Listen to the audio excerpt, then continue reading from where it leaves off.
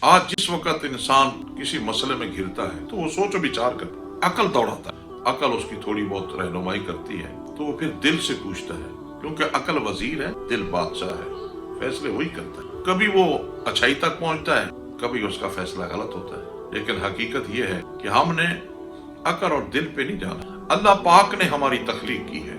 آپ بازار میں جائیں، کوئی چیز آپ الیکٹرک کی خریدیں تو وہ ساتھ کاپی دیتا ہے بندہ، جس نے اس چیز کو بنایا ہوتا ہے وہ کاپی دیتا ہے۔ کس لیے دیتا ہے؟ کہ اگر اس میں کوئی خرابی واقع ہو تو وہ چیک کر کے اس خرابی کو درست کیا جا سکتا ہے۔ تو پروردگار نے انسان کو تخلیق کیا تو اللہ نے بھی ایک کتاب ساتھ بھیجی، پہلے صحائف بھیجے، آسمانی کتابیں بھیجی۔ آج ہمیں اللہ پاک نے ام الکتاب، وہ ساری کتابوں کی ماں عطا کی ہے، اسے قرآن کریم، اس میں ہماری اچھائیاں خوبیاں بیان اللہ پاک نے سب بیان کر۔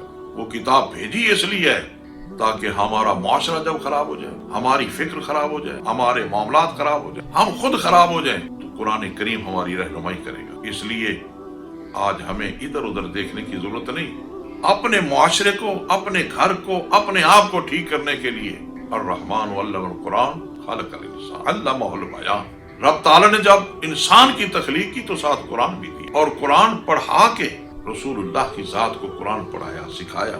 اور اللہ کے پیارے محبوب جس نے براہ راست خالق کائنات سے قرآن پڑھا ہے، وہ کتاب جو ہماری ہادی ہے، جو ہمارے لیے نور ہے، رشد و ہدایت کا مرکز ہے، رسول اللہ کے قلب منور پہ ہوتا ہے۔ اس لیے آج ہمیں قرآن اور صاحب قرآن کی طرف رجوع کرنا ہوگا تاکہ ہم اپنی خرابیاں بھی دور کر سکیں اور معاشرتی خرابیاں بھی دور کر سکیں۔ آج ہم بھٹک رہے ہیں، ڈھونڈ رہے ہیں کہ ہمارے مسائل کا حل کیا ہے۔ مسائل کا حل رسول اللہ کی اطاعت و محبت میں ہے اور قرآن۔ آئیے ہمارا پورا معاشرہ قرآن کی رہنمائی حاصل کرے، صاحب قرآن سے محبت کرے، ان سے رہنمائی حاصل کرے۔ ہم بھی ٹھیک ہو سکتے ہیں، ہمارا معاشرہ بھی ٹھیک ہو سکتا ہے، دل و دماغ بھی مطمئن ہوگا۔ کیوں؟